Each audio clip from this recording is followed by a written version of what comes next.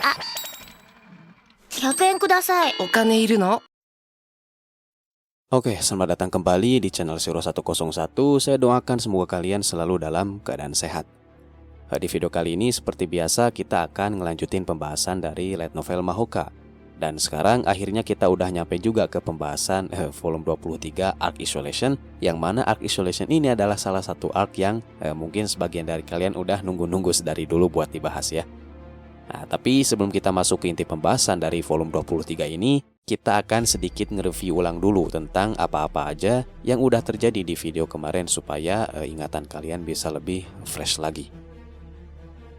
Nah, singkatnya, di video kemarin itu kita udah sama-sama ngelihat ya sebuah aksi solo dari Tatsuya yang saat itu ngelawan para anak buah Tsukasa di sebuah markas rahasia milik divisi intelijen.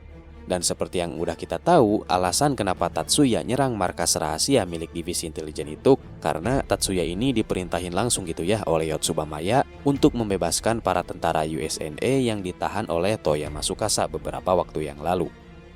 Tatsuya berhasil menunaikan misinya dengan sempurna dan bahkan si Toyama Tsukasa aja ini hampir-hampir terbunuh oleh Tatsuya ya.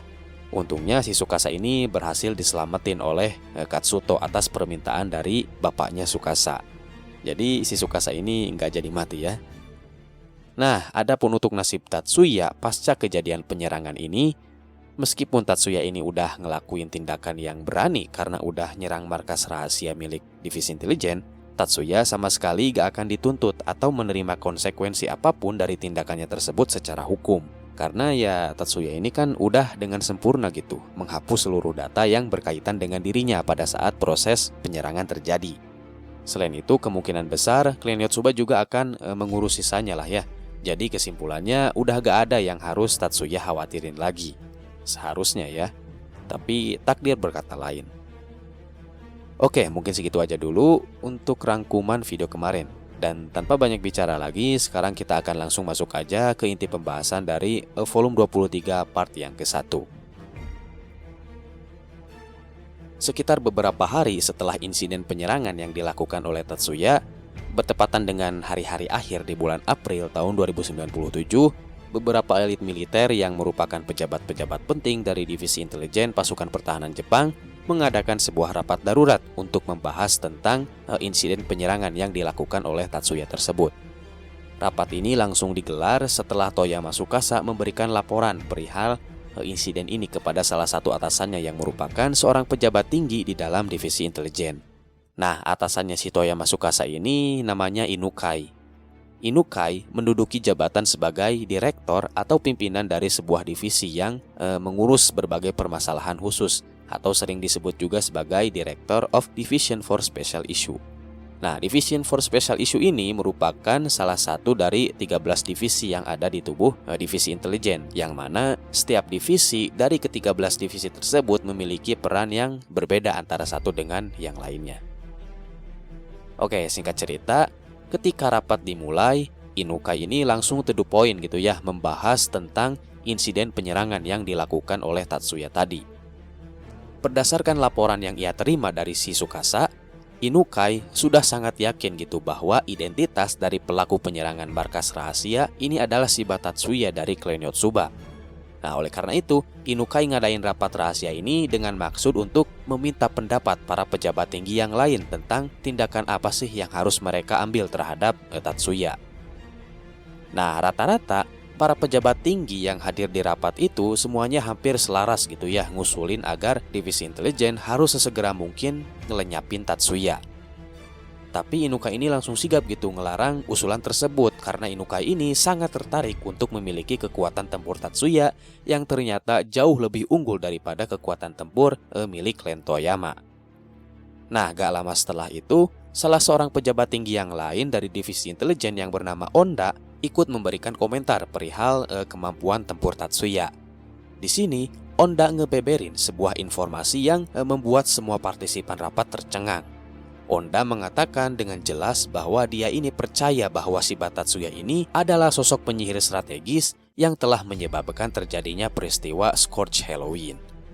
Onda mengambil kesimpulan ini setelah dia berhasil mengumpulkan berbagai informasi dari sumber terpercaya. Semua orang langsung terdiam karena saking kagetnya mereka mendengar informasi ini. Nah, makanya di sini sama seperti halnya Inukai, Onda ini juga berpikir akan sangat disayangkan gitu kalau mereka harus melenyapkan Tatsuya. Padahal Tatsuya ini kan punya kekuatan yang luar biasa yang mampu mengintimidasi negara manapun. Sayang banget gitu kalau dibunuh. Oleh karena itu, Onda dan Inukai, keduanya ini ngusulin gitu kepada para pejabat tinggi yang hadir di rapat untuk melancarkan upaya reedukasi kepada Tatsuya. Atau lebih tepatnya, divisi intelijen ini akan melakukan upaya pencucian otak terhadap Tatsuya agar mereka bisa menguasai atau mengontrol sepenuhnya kekuatan luar biasa Tatsuya ini sekehendak mereka. Dan singkat cerita, semua orang yang ada di ruangan rapat pun setuju dengan rencana pencucian otak terhadap Tatsuya ini. Sementara itu di tempat lain, tepatnya di markas Batalion Sir 101, Letnan Kolonel Kazama Harunobu terlihat sedang memberikan laporan kepada Mayor Jenderal Saeki Hiromi. Kazama ini baru habis pulang dari Hokkaido ya, di mana si Kazama ini beserta 196 anak buahnya dari Batalion Sir 101 baru selesai melaksanakan misi dalam memukul mundur armada dari Uni Soviet baru yang dicurigai akan melakukan invasi ke wilayah Jepang. Nah, kalau kalian lupa tentang detail dari misi ini, silahkan cek aja ya di video volume 21 part ketiga. Singkat cerita, Kazama pun melapor ke Saeki bahwa dirinya beserta 196 personel yang dikirim ke Hokkaido berhasil kembali ke markas dengan selamat tanpa ada satupun korban jiwa dari pihak Batalion Sihir 101. Nah, Saeki pun menerima laporan Kazama dan sebagai apresiasi atas kinerja mereka, Saeki memberikan jatah libur selama 3 hari kepada seluruh personel Batalion Sihir 101 yang ikut serta dalam misi ini. Singkat cerita, setelah selesai membahas laporan, Saeki kemudian tiba-tiba membahas masalah yang berkaitan dengan Tatsuya kepada Kazama. Saeki ngasih tahu Kazama bahwa ketika Kazama sedang berada di Hokkaido, Tatsuya ini telah terlibat dalam sebuah masalah dengan divisi intelijen karena Tatsuya ini diduga udah nyerang markas rahasia milik divisi intelijen. Kazama pun kaget setelah mendengar informasi ini. Kazama pun langsung nanya ke Saeki gitu, apakah divisi intelijen berencana untuk ngelenyapin Tatsuya akibat perkara ini? Saeki pun ngebalas gitu bahwa divisi intelijen ini gak berniat untuk ngelenyapin Tatsuya. Tapi divisi intelijen berencana untuk melakukan upaya pencucian otak kepada Tatsuya supaya mereka bisa mengendalikan kekuatan milik Tatsuya sekehendak mereka. Kazama pun gak habis pikir gitu ya dengan kenekatan dari divisi intelijen. Nah, dari sini Kazama pun masuk ke mode ceramah. Menurut Kazama, dengan kekuatan militer yang dimiliki oleh pemerintah Jepang saat ini, Kazama yakin bahwa tidak mustahil bagi Jepang untuk membunuh Tatsuya, tapi akan sangat mustahil bagi Jepang untuk bisa menangkap Tatsuya secara hidup-hidup. Jadi di sini Kazama nge-mention gitu, ngebunuh Tatsuya itu lebih mudah daripada nangkep Tatsuya secara hidup-hidup. Tapi Kazama gak berhenti di situ. Dia nambahin lagi bahwa meskipun Kazama barusan bilang bahwa pemerintah Jepang bisa ngebunuh Tatsuya, Jepang ini dipastikan akan mendapat kerugian yang tak ternilai kalau mereka sampai benar-benar ingin ngelenyapin Tatsuya. Dan dalam prosesnya, Kazama yakin minimal ya, Tokyo akan hilang dari peta Jepang kalau sampai pemerintah Jepang benar-benar serius ingin ngelenyapin Tatsuya. Makanya Kazama ini sangat nyaranin gitu kepada para pejabat tinggi dari kemiliteran Jepang untuk jangan coba-coba deh musik kehidupan Tatsuya. Terus di sini juga Kazama ngibaratin gitu sosok Tatsuya ini sebagai sosok Demon Lord atau Raja Iblis yang turun ke dunia. Nah, seperti yang kita tahu di cerita-cerita fantasi manapun, sosok yang bisa mengalahkan Raja Iblis itu hanyalah sosok hero atau sosok pahlawan. Dan sosok hero yang digadang-gadang mampu mengalahkan Raja Iblis itu masih belum terlahir ke dunia Mahoka. Makanya di sini Kazama ini benar-benar wanti-wanti gitu kepada Saeki. Selama sosok hero atau sosok yang bisa menandingi Tatsuya ini belum terlahir ke dunia, Kazama nyaranin deh agar gak ada seorang pun yang ngeganggu kehidupan Tatsuya. Saeki pun tertegun sejenak setelah ngedengar ceramahnya dari Kazama ini. Setelah itu, Saeki pun berjanji akan menyampaikan nasihat dari Kazama ini kepada para petinggi dari divisi intelijen supaya mereka berhati-hati terhadap Tatsuya. Pada tanggal 2 Mei tahun 2097, Tatsuya dan Miyuki seperti biasa mereka berdua pergi ke sekolah dan terlihat sedang menjalankan tugas mereka sebagai anggota OSIS seperti biasanya. Nah, saat ini Tatsuya, Miyuki dan juga para anggota OSIS yang lainnya sedang melakukan persiapan untuk menghadapi kompetisi 9 sekolah. Para anggota OSIS SMA 1 ini terlihat hanya nyiapin hal-hal yang mendasar aja, seperti memeriksa kelengkapan CAD, mengecek kondisi CAD dan lain sebagainya, mengingat pihak komite pelaksana kompetisi 9 sekolah masih belum ngeluarin statement atau pengumuman resmi terkait segala hal yang berhubungan dengan kompetisi 9 sekolah. Nah, ketika Tatsuya dan kawan-kawan ini sedang sibuk kerja, tiba-tiba sebuah berita yang tidak menyenangkan sampai ke telinga Tatsuya dan kawan-kawan. Dan lagi-lagi, berita tak menyenangkan ini adalah berita yang masih berhubungan dengan genosida akibat dilepaskannya sihir tingkat strategis oleh suatu negara, seperti berita-berita sebelumnya ya. Dan kali ini, sihir tingkat strategis yang digunakan adalah sihir Thunderclap Tower, yang merupakan sihir tingkat strategis andalan Aliansi Asia Raya. Aliansi Asia Raya menggunakan sihir Thunderclap Tower ini di daerah Nigerian Delta dan juga di Teluk Guinea yang berlokasi di Afrika Barat. Alasan kenapa Aliansi Asia Raya nembakin sihir Thunderclap Tower di kedua lokasi ini adalah karena Aliansi Asia Raya berusaha untuk membasmi pergerakan dari sebuah organisasi yang disebut-sebut sebagai organisasi teroris yang bernama Movement for the Emancipation of the Nigerian Delta atau disingkat MEND. Dibacanya MEND aja ya. Nah, pertanyaannya, kenapa Aliansi Asia Raya yang wilayah aslinya terletak di daratan Asia kok tiba-tiba malah nyerang organisasi teroris yang ada di wilayah Afrika? Padahal kan itu bukan wilayah mereka. Nah, perlu kalian tahu, sejak beberapa tahun ke belakang, daerah Nigerian Delta dan juga Teluk Guinea ini sebenarnya kedua wilayah ini udah ada dalam pengaruh dan pengawasan dari Aliansi Asia Raya. Atau bahasa kasarnya mah dijajah lah ya. Nah, Aliansi Asia Raya ini tertarik dengan kedua wilayah ini karena kedua wilayah ini punya sumber daya seperti minyak dan hasil pertanian yang cukup melimpah. Kalau saya kasih analogi atau perumpamaan, kedua wilayah ini, maksudnya Nigerian Delta dan juga Teluk Guinea, itu punya nasib yang samalah kayak Afghanistan yang dikuasai sama Amerika sebelum era kepemimpinan Joe Biden ya. Nah, sedangkan organisasi MEND atau MEND yang disebut-sebut sebagai organisasi teroris ini adalah organisasi yang berisi sekelompok orang yang ingin membebaskan wilayah mereka dari kolonialisasi Aliansi Asia Raya. Ya, kalau di dunia nyatanya mah perannya organisasi MEND itu hampir sama kayak Taliban ya. Dan kalau kalian perhatiin lagi, alasan kenapa Aliansi Asia Raya ngaktifin sihir tingkat strategis di wilayah Nigerian Delta dan Teluk Guinea, itu motifnya gak jauh beda ya sama kasus diaktifkannya sihir Synchronized Linear Fusion oleh pemerintah Brazil. Dan masih banyak beberapa faktor lain yang jadi alasan kenapa Aliansi Asia Raya membombardir kedua wilayah ini dengan sihir Thunderclap Tower. Tapi ya takutnya nanti kepanjangan, saya cukupin aja deh segini. Yang penting kalian dapatlah garis besar dari permasalahannya. Adapun penyihir tingkat strategis yang udah ngaktifin sihir Thunderclap Tower, rupanya sosok penyihir itu adalah seorang gadis yang masih terlihat sangat muda yang bernama Liu Lelei. Aliansi Asia Raya mengumumkan secara resmi bahwa Liu Lelei telah menjadi penyihir tingkat strategis baru milik Aliansi Asia Raya.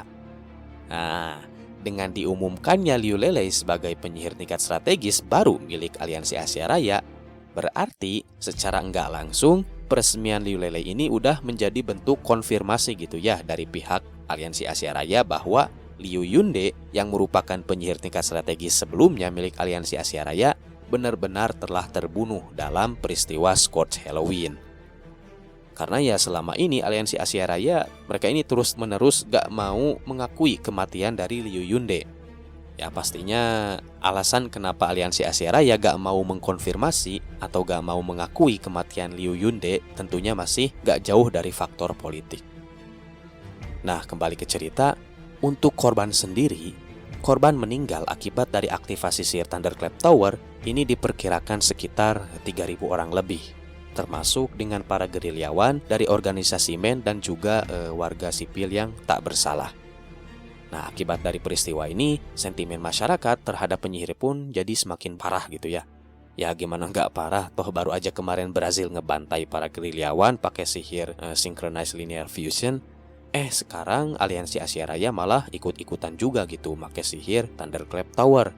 Ya pasti kan makin gedek lah masyarakat. Jadi dari sini para penyihir ini bakalan menghadapi gelombang diskriminasi yang semakin hebat. Oh iya, untuk sihir Thunderclap Tower sendiri, seperti namanya, Thunderclap Tower ini adalah sebuah sihir yang bisa menciptakan petir. Perbedaannya dengan petir yang biasa kita lihat adalah sihir Thunderclap Tower ini bisa menembakkan petir secara terus-menerus dalam cakupan area yang cukup luas.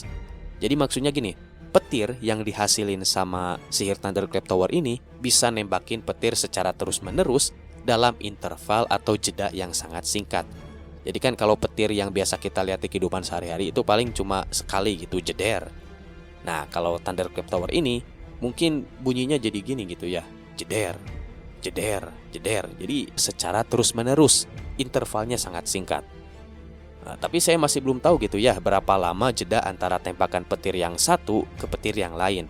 Karena di volume 23 ini belum disediain informasi detailnya. Tapi ya coba bayangin aja gitu ya. Kalau misalkan sihir Thunderclap Tower ini bisa nembakin satu petir per 1 detik secara terus-menerus dan mencakup area yang luas, pastinya sihir ini dijamin serem banget ya. Nah, tapi kenyataannya sihir Thunderclap Tower ini gak sehoror yang kita pikirkan. Soalnya power atau tegangan listrik yang dihasilkan dari sihir Thunderclap Tower ini itu lebih rendah dibandingkan dengan petir-petir yang biasa kita lihat di kehidupan sehari-hari. Ya palingan tegangan listriknya ini sama kayak tegangan listrik yang ada di kabel towernya PLN ya. Jadi sihir Thunderclap Tower ini ada plus minusnya ya. Kuantitas petirnya banyak, tapi kualitas powernya berkurang. Makanya power atau tegangan listrik yang dihasilkan dari sihir Thunderclap Tower ini tidak jadi faktor utama kenapa Thunderclap Tower dikategorikan sebagai sihir tingkat strategis. Nah, alasan kenapa sihir Thunderclap Tower ini bisa dikategorikan sebagai sihir tingkat strategis adalah justru karena side effect dari sihir ini sendiri. Karena ketika petir terus-menerus ditembakin tanpa henti, akan banyak sekali peralatan-peralatan elektronik yang akan rusak secara permanen yang diakibatkan oleh menyebarnya gelombang elektromagnetik yang menyebabkan kegagalan di elektrik atau di electric breakdown. Jadi nggak sekedar koslet gitu ya, ini kegagalan di elektrik. Dan gilanya lagi, efek merusak dari sihir Thunderclap Tower ini bisa merambat ke seluruh peralatan elektronik yang ada di satu kota atau mungkin satu kecamatan ya.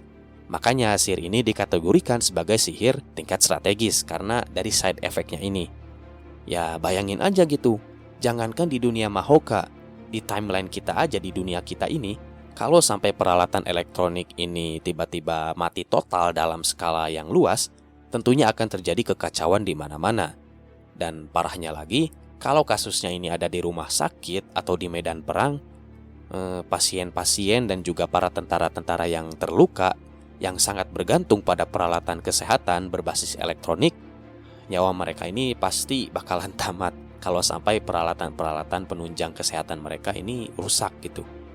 Jadi gitu ya penjelasan tentang betapa mengerikannya sihir tingkat strategis Thunderclap Tower ini. Oke, kembali ke cerita. Nah, pada tanggal 4 Mei atau 2 hari pasca kehebohan berita tentang diaktifkannya sihir Thunderclap Tower, organisasi MAN yang telah menjadi korban dari sihir tingkat strategis Thunderclap Tower diberitakan telah melakukan sebuah serangan kejutan ke markas militer milik Aliansi Asia Raya sebagai aksi balasan terhadap serangan yang telah mereka terima.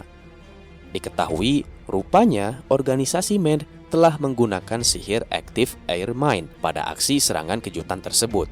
Dan organisasi MAN berhasil membunuh setidaknya 100 orang dari pasukan Aliansi Asia Raya. Penyihir yang telah mengaktifkan sekaligus menjadi orang pertama yang menggunakan sihir Active Air Mine sebagai senjata untuk membunuh adalah seorang penyihir dari organisasi MAN yang bernama Mensah Aufa. Nah, seperti yang udah kita lihat di animenya gitu ya. Sihir Active Air Mine ini mampu menghancurkan benda padat yang masuk ke Magic Zone atau area sihirnya sihir Active Air Mine.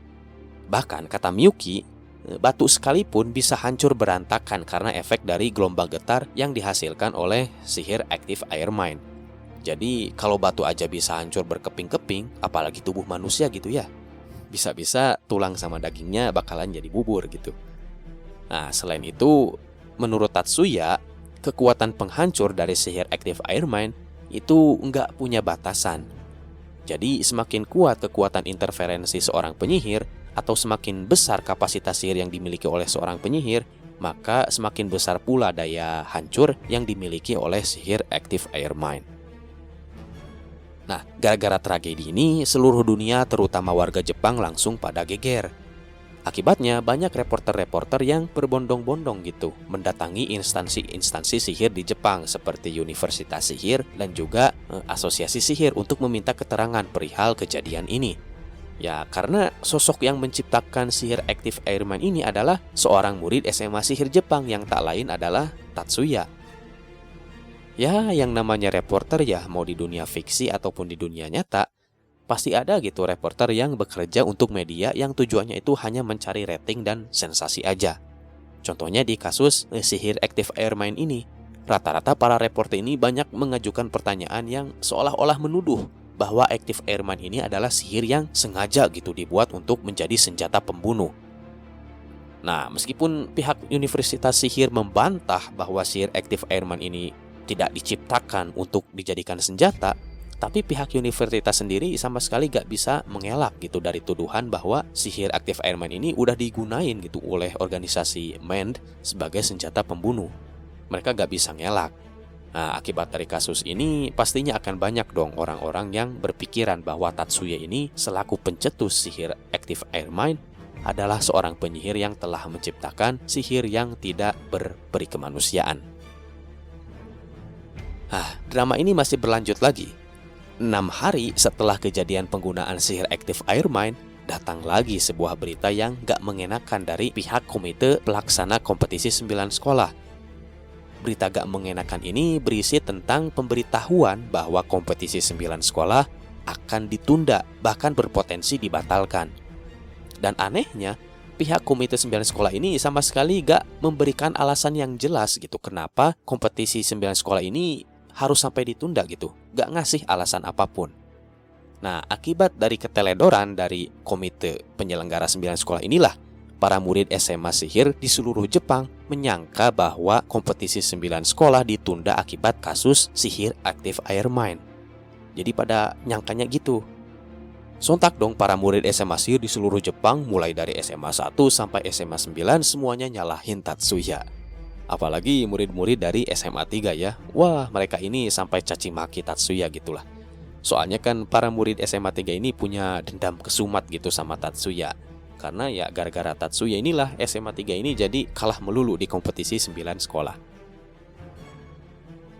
Berbeda dengan SMA 1, murid-murid di SMA 1 ini lebih cenderung untuk ngomongin Tatsuya di belakang gitu. Dan mereka gak berani ngehina langsung di hadapan muka Tatsuya. Karena ya murid-murid di SMA 1 ini semuanya sadar diri gitu. Mereka ini tahu dalam 2 tahun terakhir SMA 1 ini gak bakalan bisa jadi juara kalau bukan karena kontribusi dari Tatsuya. Makanya mereka ini agak segan gitu. Ya mungkin daripada marah, murid-murid SMA 1 ini cenderung kecewa gitu sama Tatsuya. Mereka mikirnya bahwa Tatsuya ini terlalu berlebihan gitu. Karena Tatsuya kenapa gitu makanya harus ngeluarin sihir setingkat Active Air Mine di kompetisi 9 sekolah. Padahal kan dengan kemampuan asli Shizuku aja, Shizuku ini kan bisa gitu. Bisa aja menang tanpa harus ngegunain sihir Active Air Mine. Jadi gitu pendapat dari para murid di SMA 1. Ya pokoknya drama ini terus bergulir lah ya. Nah sebenarnya alasan utama kenapa kompetisi 9 sekolah ini ditunda itu disebabkan oleh komite pelaksana kompetisi 9 sekolah menerima banyak kritik dari berbagai pihak dikarenakan di kompetisi 9 sekolah tahun kemarin atau yang di volume 13 ya, banyak perlombaan-perlombaan yang tiba-tiba aja diganti dengan perlombaan yang lebih bernuansa militer. Seolah-olah pihak kompetisi 9 sekolah ini sengaja mendikte para murid SMA Sihir untuk menjadi bagian dari kemiliteran. Nah, kemungkinan besar karena komite pelaksana ini orang-orangnya pada gak tanggung jawab dan gak profesional, Mereka malah jadi ngebatalin kompetisi 9 sekolah tanpa disertai alasan yang jelas. Nah, akibat kesalahan mereka, Tatsuya dijadiin kambing hitam sama seluruh murid SMA sihir yang ada di Jepang. Ya intinya mah ini tuh udah emang cobaan lah buat Mamang Tatsuya. Makanya sejak dari volume 21, Yakumo ini udah ngewanti-wanti ke Tatsuya gitu bahwa Tatsuya ini harus lebih mewaspadai ke yang namanya society. Karena menurut Yakumo, society itu adalah monster yang sebenar-benarnya. Oke, sekian dulu untuk video kali ini dan sekarang kita akan langsung masuk ke sesi Saweria. Yang pertama ada dari Ahmad Ihsan. Semoga selalu diberikan kesehatan sensei agar bisa konsisten bahas Mahokanya, soalnya suka bet sama storynya. Nah, siap, doain aja bro, moga aja saya bisa konsisten, bisa terus sehat. Ya pokoknya doain aja lah, moga saya gak banyak halangan. Dan makasih banyak bro buat sawerannya. Next ada dari penyawer setia Isnain. Sukses selalu bang. Makasih banyak bro buat doanya dan makasih banyak juga buat sawerannya. Dan terakhir ada dari penyawer setia lagi, Muhammad Ragil. Mantap bang kontennya, semoga bisa konsisten buat konten Mahoka sampai volume yang paling barunya. Nah, siap, doain aja bro, pokoknya doain aja lah ya. Dan masih dari Muhammad Ragil, malam bang, sukses selalu ya bang channel Mahokanya. Gua kasih nyawer ya buat obat penenang sakit gigi. Get well soon bang. Maaf banget ya bro, gak ada yang bisa saya ucapin selain rasa terima kasih dah buat semua donasi yang selama ini Anda kasih ke saya. Meskipun channel ini sering telat update, tapi Anda masih tetap setia ngedukung channel ini. Ya pokoknya makasih banget lah buat sawerannya. Oke, mungkin segitu aja dulu buat sesi Saweria kali ini. Sekali lagi terima kasih banget buat kalian-kalian yang udah ikhlas nyawer dan kalian-kalian juga yang selalu setia nontonin video-videonya sampai habis. Saya cukupkan sekian, sampai jumpa dan selamat tahun baru.